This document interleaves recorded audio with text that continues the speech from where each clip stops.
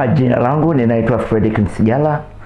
Nafanya kazi na shirika la CCBRT, Comprehensive Community Based Rehabilitation in Tanzania, kama program manager, utetezi na ushawishi wa haki za watu wenye ulemavu na namna ya kujumuisha haki za watu wenye ulemavu kwenye mipango ya maendeleo.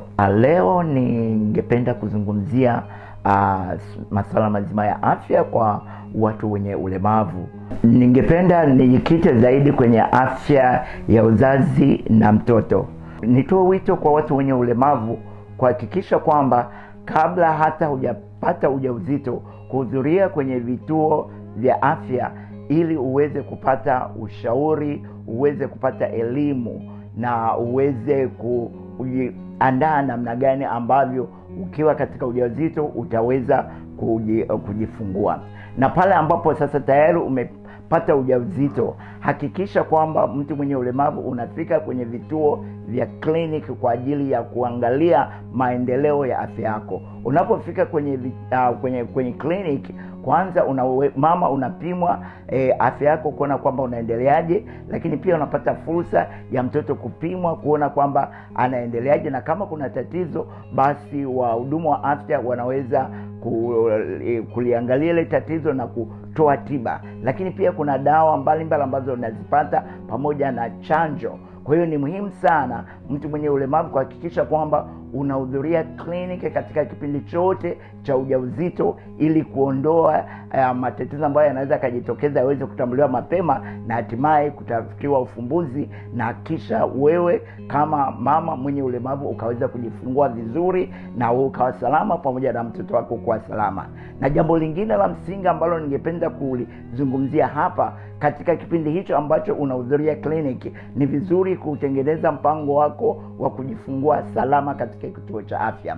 Kuna mambo kadhaa ambayo unahitaji kuyaangalia na kuyazingatia katika kutayarisha ule mpango wako, na kwamba mpango huu unahitaji pia kuwashirikisha na watu wengine, kwa sababu nao watashiriki katika kuhakikisha unatekeleza. Jambo la kwanza, lazima ujue ni wapi utakwenda kujifungulia, ni kituo gani cha afya ambacho utakwenda kujifungulia. Jambo la pili, angalia ni usafiri gani ambao utakutumia kwa ajili ya kukupeleka wewe kwenye kituo cha afya au hospitali au zahanati ambapo utakwenda kujifungulia.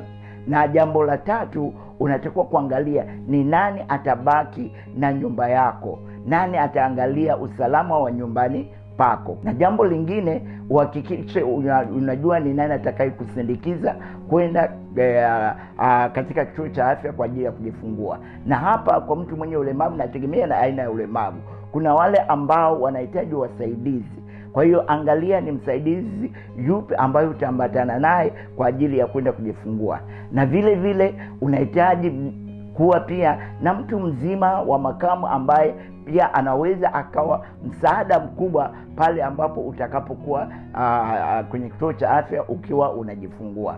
Jambo lingine ambalo unapaswa kuliangalia katika mpango wako huo ni kuangalia ni vitu gani ambavyo unatakiwa uviandae ambavyo vitahitajika wakati ule ambapo utakuwa unajifungua, na ufanye maandalizi mapema.